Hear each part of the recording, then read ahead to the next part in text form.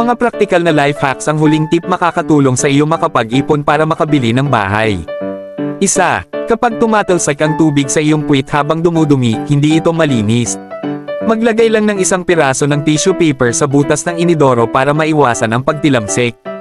Dalawa, barado ang inidoro. Kumuha lang ng toilet brush at plastic bag.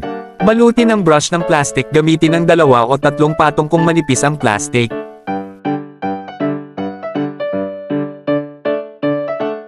Ipasok ito sa inidoro at itulak ng mabilis, mas mabisa. Sa loob ng 30 segundo, mawawala na ang bara. 3. Gupitin ang isang maliit na butas sa tubo ng toothpaste at ilagay ito sa loob ng tangke ng inidoro. Makakatulong ito upang manatiling mabango ang inidoro sa loob ng 1 buwan. 4. Alam mo ba kung paano gamitin ng tama ang mga button sa tangke ng inidoro?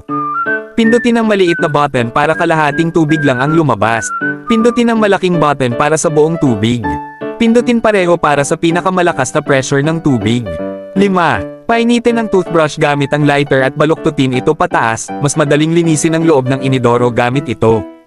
6. Itali ang isang zip tie sa takip ng inidoro para mas madaling iangat ng hindi nadudumihan ang kamay mo.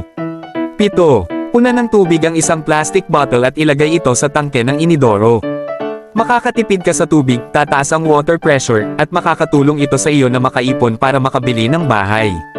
Kung nakatulong ito sa iyo, huwag kalimutang i-follow.